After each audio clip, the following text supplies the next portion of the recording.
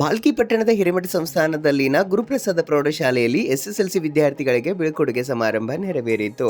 ಬಸವ ಕಲ್ಯಾಣ ಅನುಭವ ಮಂಟಪದ ಅಧ್ಯಕ್ಷರು ಬಾಲ್ಕಿ ಹಿರೇಮಠ ಸಂಸ್ಥಾನದ ಪರಮಪೂಜ್ಯ ನಾಡೋಜ ಡಾಕ್ಟರ್ ಬಸವಲಿಂಗ ಪಟ್ಟದೇವರು ಪೂಜ್ಯರು ದಿವ್ಯ ಸಾನ್ನಿಧ್ಯ ವಹಿಸಿ ಎಸ್ಎಸ್ಎಲ್ಸಿ ಪರೀಕ್ಷೆಯಲ್ಲಿ ಒಳ್ಳೆಯ ಅಂಕವನ್ನ ಪಡೆದು ಉತ್ತಮವಾಗಿ ಸಾಧನೆ ಮಾಡಿ ಎಂದು ಶುಭ ಆಶೀರ್ವದಿಸಿದ್ರು. ಅದೇ ರೀತಿ ಕಾರ್ಯಕ್ರಮದ ದಿವ್ಯ ನೇತೃತ್ವ ವಹಿಸಿ ಪೂಜ್ಯ ಶ್ರೀ ಗುರುಬಸವ ಪಟ್ಟದೇವರು ಪೂಜ್ಯರು, ಅದೇ ರೀತಿ ಯೋಗ ಗುರುಗಳು, ಪ್ರವಚನಕಾರರಾದ ನಿರಂಜನ ಮಹಾಸ್ವಾಮೀಜಿಗಳು ಮಕ್ಕಳಿಗೆ ಶುಭ ಆಶೀರ್ವದಿಸಿದ್ರು. ಜೊತೆಗೆ ಪೂಜ್ಯ ಮುರುಘರಾಜೇಂದ್ರ ಸ್ವಾಮೀಜಿ, ಪೂಜ್ಯ ಪ್ರಭುಲಿಂಗ ದೇವರು, ಅದೇ ರೀತಿ ಶಿವಬಸವ ದೇವರು, ಮುಖ್ಯ ಶಿಕ್ಷಕರು ಗುರುಪ್ರಸಾದ ಹಿರಿಯ ಮತ್ತು ಪ್ರೌಢಶಾಲೆಯ ಮುಖ್ಯ ಶಿಕ್ಷಕರಾದ ಬಾಬು ಬೆಲ್ದಾಳ್ ಸೇರಿದಂತೆ ಶಿಕ್ಷಕ ವೃಂದದವರು, ಸಿಬ್ಬಂದಿಗಳು ಉಪಸ್ಥಿತರಿದ್ದರು.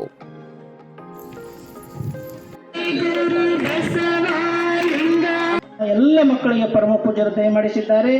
ಬಯಸಿ ಬಂದದ್ದು ಅಂಗಭೋಗ, ಬಯಸದೇ ಬಂದದ್ದು ಲಿಂಗ.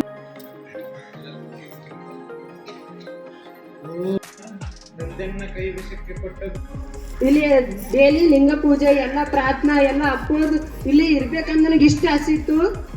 ಹೇಗೋ ಮಾಡಿನ 8ನೇಗೆ ಬಂದಿಲ್ಲಿ ಅಡ್ಮಿಷನ್ ತಗೊಂಡು 8ನೇಗೆ ಇಲ್ಲಿ ಸಾಡಿ ಬಂದೀನಿ. 8ನೇ 10ನೇ ತಕ ಇಲ್ಲಿ ಬಕ್ಕು ಚಂದ ಸಂಸ್ಕಾರ ಕಲ್ತೀನಿ. ನಾ ಅಪ್ಪರದು ಇಲ್ಲಿ ಸಾನ್ನಿಧ್ಯದಾಗ ಬಕ್ಕು ಚಂದ ಸಂಸ್ಕಾರ ಕಲ್ತೀವಿ.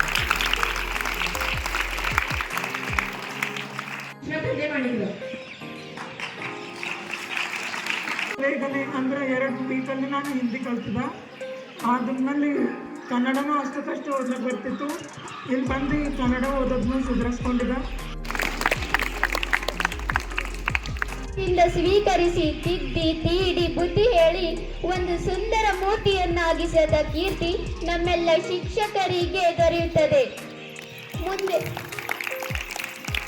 ಕೊರಗಬೇಡ, ಗಳಿಸುವಾಗ ಮರೆಯಬೇಡ ಎಂದು ತಿಳಿ ಹೇಳಿದ ಗಣಿತ ಗುರುಗಳಿಗೆ ನನ್ನ ವಂದನೆಗಳು.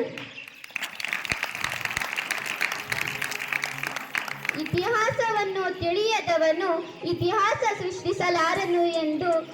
ಸೃಷ್ಟಿಸಲಾರನು ಮಕ್ಕಳೇ ಎಂದು ತಿಳುವಳಿಕೆ ನೀಡಿದ ಸಮಾಜ ಶಿಕ್ಷಕರಿಗೆ ನನ್ನ ವಂದನೆಗಳು. ಇದೇ ಕಲಿಸುತ್ತದೆ, ಶತ್ರುವಿನ ಕೋಪ ಚಾಣಕ್ಷತೆಯನ್ನು ಕಲಿಸುತ್ತದೆ ಎಂಬ ಮಾತಿನಂತೆ ನಿಮ್ಮೆಲ್ಲರ ಮಾರ್ಗದರ್ಶನದಂತೆ ನಡೆಯುತ್ತಾ ಉತ್ತಮ ಅಂಕಗಳನ್ನು ಗಳಿಸಲು ಶ್ರಮಿಸುತ್ತೇವೆ ಎಂದು ಹೇಳುತ್ತಾ ನಮ್ಮೆಲ್ಲ ಕಪಿಚೇಷ್ಟೆಗಳನ್ನು ಮನಸ್ಸಿನಲ್ಲಿ ಇಟ್ಟುಕೊಳ್ಳದೆ ಮನ್ನಿಸಬೇಕಾಗಿ ಎಂದು ವಿನಂತಿಸಿಕೊಳ್ಳುತ್ತೇನೆ. ನನ್ನ 2 ಅನಿಸಿಕೆಗಳನ್ನು ಹೇಳಲು ಅವಕಾಶ ಮಾಡಿಕೊಟ್ಟ ನನ್ನ ಎಲ್ಲ ಶಿಕ್ಷಕರಿಗೂ ಧನ್ಯವಾದಗಳು. ಶರಣಾರ್ಥಿ. ನಮ್ಮ ಶಿಕ್ಷಕರು ನಮ್ಮ ಮೇಲೆ ಉತ್ತಮ ಪ್ರಭಾವವನ್ನು ಬೀರಿದ್ದಾರೆ. ಏನೆಂದರೆ ಉತ್ತಮ ಅಂಕ ಪಡೆದು ಈ ಶಾಲೆಗೆ ಒಂದು ಗೌರವಿಸುತ್ತೇನೆ ಎಂದು 2 ಮಾತಾಡಿ ನಾನು ಮಾತನಾಡುತ್ತೇನೆ.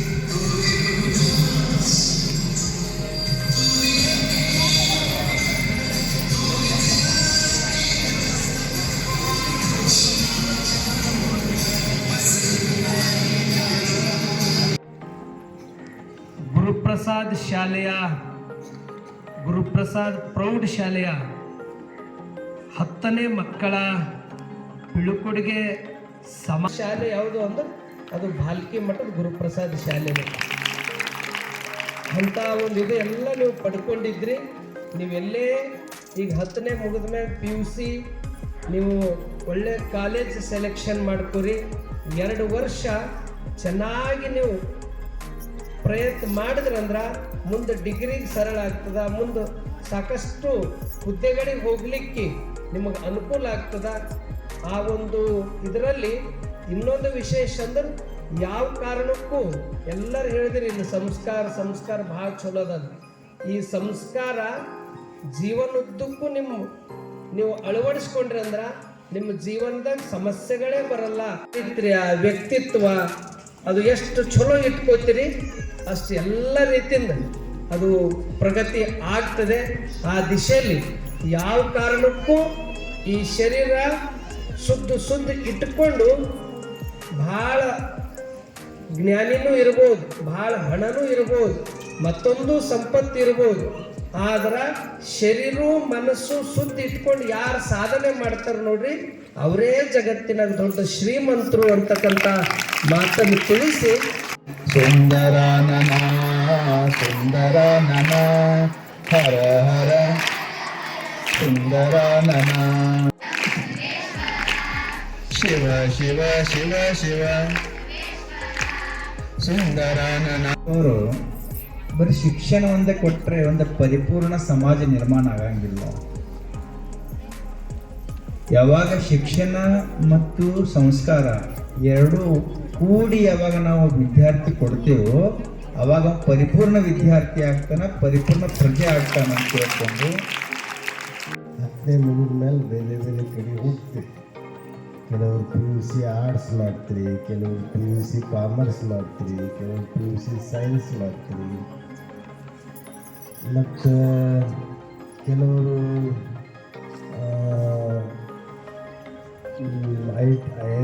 ITI ಮಾಡ್ತೀರಿ, ಇನ್ನು ಕೆಲವರು ಡಿಪ್ಲೊಮಾ ಮಾಡ್ತೀರಿ. ಏನೇ ಮಾಡಿರಿ ಆದ್ರೆ ಬೇರೆಯವ್ರು ಇಲ್ಲ ಇದನ್ನು ಮಾಡೋದಂದ್ರೆ ನಿಮ್ಮ ದೋಸ್ತರು ನೋಡಿ ಮಾಡಬೇಡಿ. ಹೇಳ್ತಾ ಇದ್ದೀನಿ, ಮುಂದೆ ನೀವು PUC ಹೋದ್ಮೇಲೆ ಮುಂದೆ PUC BSc ಡಿಗ್ರಿ ಏನೋ ಇಂಜಿನಿಯರಿಂಗು ಏನೇನೋ ಹೋಗ್ತೀವಿ.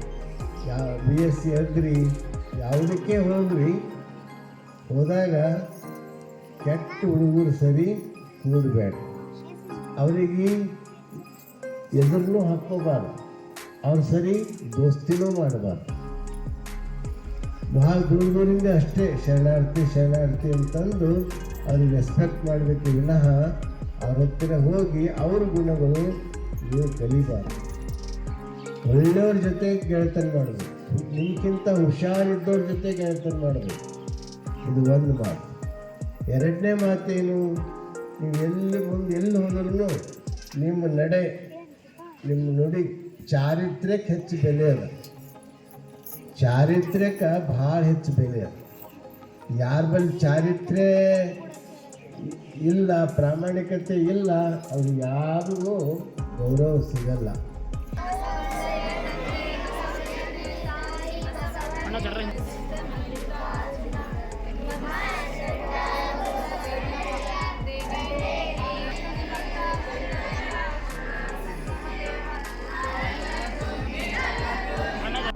ಡಾಕ್ಟರ್ ಚನ್ನಬಸವ ಪಟ್ಟದೇವರಿಗೆ